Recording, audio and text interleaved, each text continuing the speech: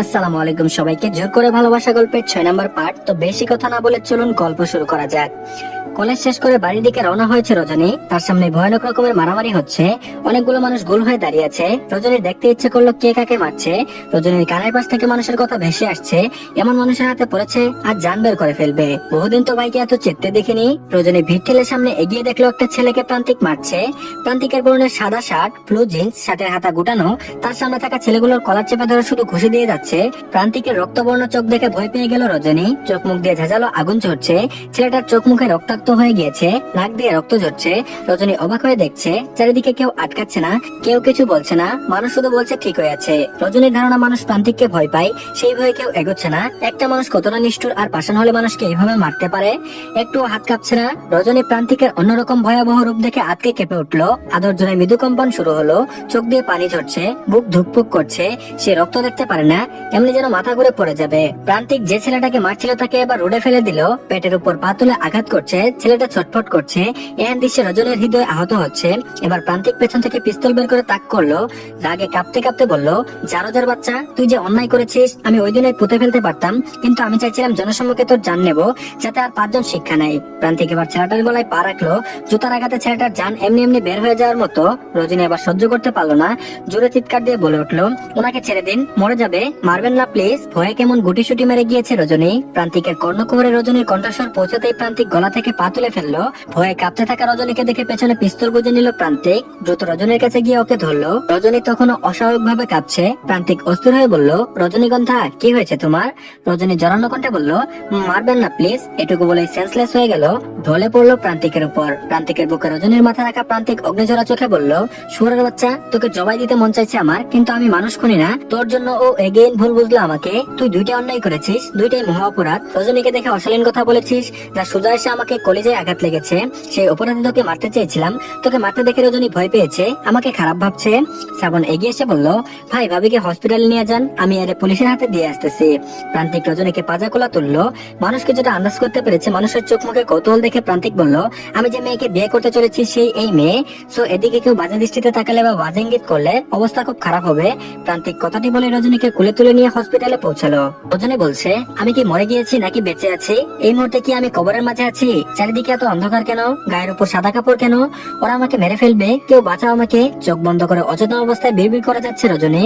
Doctor Animesh Shah 20 minute ধরে চেষ্টা চালিয়ে যাচ্ছেন রজনীর জ্ঞান ফেরানোর জন্য, কিন্তু জ্ঞান ফিরছে না। পাশে প্রান্তিক দাঁড়িয়ে আছে, ভীষণ অস্থির দেখাচ্ছে তাকে।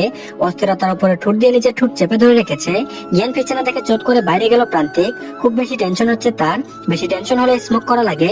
প্রান্তিক বাইরে গিয়ে সিগারেট ধরালো। 3-4 টান দিয়ে সিগারেট ফেলে জুতার নিচে আগুন দিয়ে পিষে 2 মিনিটের মাঝে ফিরে এলো। সিগারেটও তাকে টানতে পারছে না। রজনীর মুখের দিকে প্রান্তিক তাকিয়ে মনে মনে বলল, তুমি আমাকে কিসের নেশায় জড়ালে রজনীগন্ধা? স্মোকের নেশা আমায় কেউ ছাড়াতে পারেনি, আজ তোমার নেশা আমাকে স্মোক থেকে চুম্বকের নেই তোমার কাছে টেনে এনেছে। অনিমেষ শাহকে একটু ব্যস্ত দেখাচ্ছে, বারবার ফোন আসছে আর হাত ঘড়ি দেখছেন। ডাক্তার অনিমেষ শাহের সাথে 2জন নার্সও দাঁড়িয়ে আছে। ডাক্তার অনিমেষ শাহ নার্সদের বললেন, তোমরা খেয়াল রাখো, আমি রাউন্ড দিয়ে আসছি, কিছুক্ষণের মাঝে জ্ঞান ফিরে আসবে। বলে doctor Animesh Shah emergency ward ত্যাগ করার জন্য উঠলেন। আচমকা ডাক্তার অনিমেষ শাহের সামনে প্রধানিত চোখে চোয়াল শক্ত করে দাঁড়ালো প্রান্তিক। থুতনিতে হালকা ক্ষত, এখনো রক্ত লেগে আছে। থুতনি বেয়ে গলা বরাবর সাদা শার্ট ভিজেছে রক্তে। আচমকা এমন ভয়ানক চেহারা একটা ছেলেকে সামনে দাঁড়াতে দেখে ডাক্তার অনিমেষ শাহ ভয় পেয়ে গেলেন। অনিমেষ শাহ হসপিটালে নতুন, তাই প্রান্তিককে চিনেন না, তবে বুঝতে পারলেন সাধারণ কেউ নয়। নিজেকে সামলে নিয়ে বললেন, এ কি, আপনার থুতনি কাটলো কিভাবে? এ নার্স, এনাকে ড্রেসিং করে দিন। প্রান্তিক থমথমে গম্ভীর রাগান্বিত মোড়ে দাঁড়িয়ে আছে, যেন এখনই ডাক্তার অনিমেষ শাহকে ভস্য করে দিবে। তাতে দাঁত চেপে দাঁড়িয়ে কঠিন মেজাজে বলল, আপনি কোথায় যাচ্ছেন ডাক্তার? ডাক্তার বলল, আমার রাউন্ড আছে। প্রান্তিক বলল, এখানে একটা মেয়ে অচেতন হয়ে পড়ে আছে আর আপনি রাউন্ডে যাচ্ছেন? অনিমেষ শাহ বললেন, দেখুন আপনি শান্ত হন, আপনার ওয়াইফ এখনই সুস্থ হয়ে যাবে, আমি সব রকম ভাবে চেক করেছি, কোনো প্রবলেম নেই। ওয়াইফ কথাটা শুনে প্রান্তিক রজনীর মুখশ্রীতে দৃষ্টি দিল। লিপ লাইনার দিয়ে আঁকানো ঠোঁট দুটো যেন কৃত্রিম সাজে আরো বৃষ্টি করে ফেলছে রজনী। কি দরকার সব লিপ লাইনার দিয়ে আঁকা বাঁকা বা গাঢ় লিপস্টিক পরার? তার ঠোঁট দুটো তো এমনিতেই সৃষ্টিকর্তার অপূর্ব সৃষ্টি। ঠোঁট থেকে দৃষ্টি সরিয়ে রজনীর চোখের দিকে তাকালো। এই হরিণী চোখে দুটো কত সুন্দর। রজনীর মুখশ্রী থেকে দৃষ্টি সরিয়ে প্রান্তিক বলল, প্রবলেম নেই তাহলে ও এখনো চোখ চোখ খুলছে না কেন? আনসার মে, কিসের ডাক্তার আপনি? একটা মেয়ের চোখ খোলাতে পারছেন না? অনিমেষ সাহা বলল, খুলবে। প্রান্তিক বলল, খুলবে আর খুলছে এর মাঝে বহুত তফাৎ। অনিমেষ সাহা বলল, একটু শান্ত হন, আমি রাউন্ড থেকে এসে আবারও দেখছি। প্রান্তিক বলল, রাউন্ড ফাউন্ড সব বাদ, এ সুস্থ না হলে আপনি জাস্ট নড়তেও পারবেন না, কোনো রাউন্ড হবে না। ডাক্তার বলল, মিস্টার প্রান্তিক প্লিজ ট্রাই টু আন্ডারস্ট্যান্ড, শান্ত হন আপনি, আপনার নিজেরও ট্রিটমেন্টের প্রয়োজন, আপনার চোট লেগেছে। প্রান্তিক বলল, এসব সামান্য চোট, প্রান্তিকের কিচ্ছু হয় না, আমার যা হয়ে যাচ্ছে আপনি তা বুঝবেন না ডাক্তার, ওর অচেতনতা আমাকে ক্ষতবিক্ষত করে তুলছে, আপনি আমার সামান্য ক্ষত দেখতে পাচ্ছেন বাট ভেতরের ক্ষত দেখতে পাচ্ছেন না। ডাক্তার বলল, আপনাকে তো বলেছিলাম আমরা ভিন্নভাবে ট্রাই করি, বাট আপনি বললেন ও ব্যথা পাবে। প্রান্তিক বলল, ওর চোখে শিরা চেপে ধরলে তো ও ব্যথা পাবেই। ডাক্তার বলল, ও ব্যথা পাবে না, এটা আমাদের ট্রিটমেন্টের একটা অংশ। প্রান্তিক বলল, ওকে, বাট ও যেন ব্যথা না পায়। ডাক্তার বলল, ওকে, আমরা চেষ্টা করছি। নার্স দেখো। প্রান্তিক বলল, একদম সাবধানে, ও যেন একটু ব্যথা না পায়। নার্স রজনীর ভ্রুর নিচে চোখের উপর শিরা চেপে ধরলো, সাথে সাথে রজনী চিৎকার দিয়ে উঠলো। নার্সের হাতে ছিল বড় বড় নখ, নখে আঁচড় চোখের উপর খানিকটা কেটে গেল, সাথে সাথে রক্ত গড়িয়ে পড়লো। ডাক্তার অনিমেষ সাহা বললেন, ও শিট, এটা কি করলে? প্রান্তিকের সমস্ত শরীর রেগে দাউ দাউ করে জ্বলে উঠলো। ডাক্তার অনিমেষ রজনীর চোখের উপরে আঙুল দিয়ে চেপে ধরলেন, কুকলি তুলা এগিয়ে দাও। ডাক্তার অনিমেষ এবং নার্স প্রান্তিকের অগ্নিমূর্তির নেই চেহারা দেখে ভয়ে কেঁপে উঠলেন। প্রান্তিক গর্জে উঠে বলল, এটা কি করলেন আপনি? বলে নার্সের হাতে অতিরিক্ত নখ ভেঙে দিল। তাকে কাঁপতে কাঁপতে বলল, চাঁদে কলঙ্ক লেপে দিলেন আপনি, আমার চাঁদে কোনো দাগ নেই, কোনো কলঙ্ক নেই, আপনি সেই সর্বনাশটা করলেন, একদমই ছাড়বো না আপনাকে। নার্স বলল, অসাবধানতায় লেগে গিয়েছে। প্রান্তিক বলল, অসাবধানতা কে বলেছে? আর হাতে নখ রেখেছেন কেন? নখ রেখে বলেছেন অসাবধানতায় লেগেছে? এখানে কি মডেলিং করতে এসেছেন নাকি? ডাক্তার অনিমেষ বলল, মিস্টার প্রান্তিক, আপনার ওয়াইফের জ্ঞান ফিরে এসেছে। সাথে সাথে রজনী চোখ মেলে তাকালো, সে কোথায় আছে কিছুই বুঝতে পারছে না, আশেপাশে তাকিয়ে বুঝতে পারলো এটা হসপিটাল। ডাক্তার আবারও বললেন, মিস্টার প্রান্তিক, দেখেছেন কেমন হাইপার হয়ে গিয়েছিল আপনি আপনার ওয়াইফের জন্য?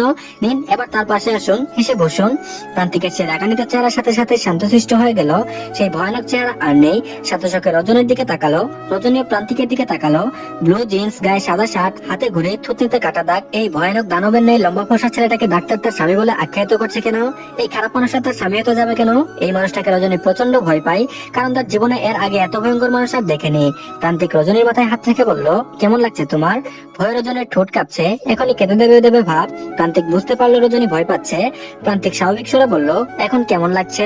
রজনী বলল, আমাকে এখানে কেন নিয়ে এসেছেন? আমি এখানে কেন? প্রান্তিক রজনীর কাছে গিয়ে ফিসফিস করে বলল, সেদিনের মতো আজও আমার বুকে এসে পড়েছিলে। উফ, একদমই হার্ট ফেল হয়ে যাচ্ছিল আমার রজনীগন্ধা। রজনী রাগে চোখে তাকালো প্রান্তিকের দিকে। প্রান্তিক এটাই চাইছিল, রেগে গেলেই ভয় কেটে যাবে, রাগে চোখে তাকলেই ভয় উধাও হয়ে যাবে রজনীর। রজনীর এই রাগি চোখের চাহনিতে প্রান্তিক আরো বেশি মুগ্ধ হয়। মুগ্ধতার পরিমাণ বাড়তেই বলল, আমার তোমাকে ভীষণ আদর করতে ইচ্ছে করে, বিশেষ করে তোমার ঠোঁটে। তোমার ঠোঁটে কেমন একটা নেশা কাজ করে, আমার আদর করতে ইচ্ছে করে। তোমারও কি তা ইচ্ছে করে রজনীগন্ধা? আমার বুকে এসে বারবার পড়ছো। রজনী বলল, আমি বাড়ি যেতে চাই। প্রান্তিক বলল, এখন নয়, অতিরিক্ত শরীর দুর্বল তোমার, 2 ঘন্টা না গেলে যাওয়া যাবে না। রজনী বলল, 2 ঘন্টা কি করবো আমি? আমার বাবা চিন্তা করবেন। প্রান্তিক বলল, শ্বশুরকে জানিয়ে দিয়েছি, তার মেয়ে তার জামাইয়ের কাছে আছে। রজনী বলল, মানে? প্রান্তিক বলল, মানে আবার কি? শ্বশুর বুঝে নিয়েছে বাকিটা। রজনী বলল, বাকিটা মানে? প্রান্তিক বলল, তার মেয়ের জামাই একটু বিশেষ সময় কাটাচ্ছে।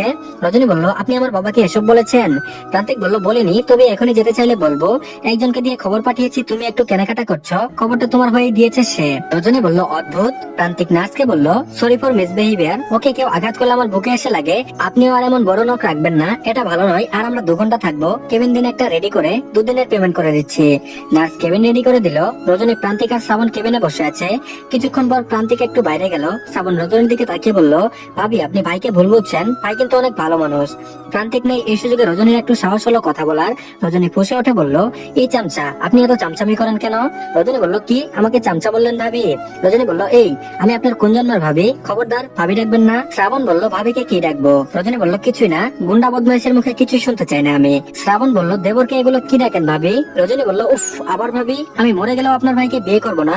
আমার একজন পরিচিত আছে, আপনার ভাইকে টাইট দিয়ে ছাড়বো, এমন শিক্ষা দিব না। এর মাঝে প্রান্তিক রুমে এসে বলল, মরে গিয়ে বিয়ে করে ভূত পেতনি হয়ে সংসার করলেও আমার সাথে সংসার করতে হবে। প্রান্তিক রজনীকে ভীষণ ভয় পায়, তাই প্রান্তিকের সামনে কিছুই বলতে পারে না, কোনো কথা না বলে চুপ করে রইল।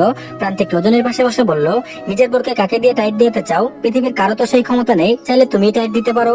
রজনী কোনো উত্তর দিল না। প্রান্তিক বাইরে থেকে খাবার নিয়ে এসেছে, কয়েক প্রকার খাবার, গরু, খাসি, মুরগি, এই 3 প্রকার মাংস, কয়েক প্রকার মাছ, ড্রিঙ্কস, দধি সব নিয়ে এসেছে। রজনীর সামনে বসে বসে খাবার খুলে খেতে বসলো। শ্রাবণও খাওয়া শুরু করলো। রজনীকে চুপচাপ থাকতে দেখে প্রান্তিক বলল, খাবে নাকি খাইয়ে দিতে হবে? রজনী বলল, আমি খাবো না। প্রান্তিক বলল, বুঝেছি, আমার হাতে খাবার বাহানা। বাধ্য হয়ে রজনী এক টুকরো মুরগির মাংস নিয়ে ভাত খাওয়া শুরু করলো। এর মাঝে শ্রাবণের ফোন বেজে উঠলো। শ্রাবণ বাম হাত দিয়ে ফোন রিসিভ করে কাঁধের উপর ফোন রেখে কান চেপে কথা বলছে। সাথে সাথে ফোনটা লাউড স্পিকার হয়ে গেল। ফোনের ওপাশ থেকে মেয়ে লিখনটা ভেসে উঠলো, আচ্ছা দেবরজি, তোমার ভাই কোথায়? শ্রাবণ প্রান্তিকের দিকে তাকালো, প্রান্তিকও তাকালো। শ্রাবণ বলল, কে আপনি আন্টি? ওপাশ থেকে বলল, আন্টি বেয়াদব একটা, প্রান্তিক কোথায়? শ্রাবণ বলল, ভাই বিজি আছে। কে আপনি, কিছু বলবেন? ওপাশ থেকে বলল, ওই আমি যারা। প্রান্তিক ফোন তুলছে না কেন? কাল আমাদের রিসোর্টে দেখা করার কথা, 1 মাস আগে ডেট ফিক্স করা, এখন সে ফোন তুলছে না। শ্রাবণ বলল, আপনি রং নাম্বারে ফোন দিয়েছেন খালা। বলে শ্রাবণ ফোনটা কেটে দিল। রজনী খুব বাজেভাবে প্রান্তিকের দিকে তাকিয়ে বলল, আপনার ঠিক কয়টা প্রেমিকা? কেউ কামিনী ফুলের সুবাস, কারোর সাথে রিসোর্টে যান। প্রান্তিক বিরক্ত মুখে বলল, shit Shraban, who is that girl? Shraban বলল, চিনি না ভাই। প্রান্তিক বলল, তোর ভাবি আমাকে এবার আরো ক্যারেক্টারলেস ভাববে। রজনী খাবারে পানি ঢেলে দিল। হঠাৎ কি যেন কোনো কারণে রাগ হলো। রাগের কারণ নিজেও বুঝলো না। কেন রাগ করলো? মানুষ নিজের অজান্তে ঘৃণা ভরা মানুষের মুখে আকৃষ্ট হয়ে পড়ে নিজেই বুঝতে পারে না। রজনীরও কি তেমনই হলো? এই মুহূর্তে উত্তরটা ঘোলাটে। তো ধন্যবাদ সবাইকে, আজকে এই পর্যন্তই। আশা করছি ভালো লেগেছে। পরবর্তী পার্ট দিলে অবশ্যই কমেন্ট বক্সে লিংক পেয়ে যাবেন। তো সর্বশেষ কথা হলো, সবাই চ্যানেলটিকে সাবস্ক্রাইব করে দিন। তো ধন্যবাদ সবাইকে, ভালো থাকবেন সবাই, আল্লাহ হাফেজ।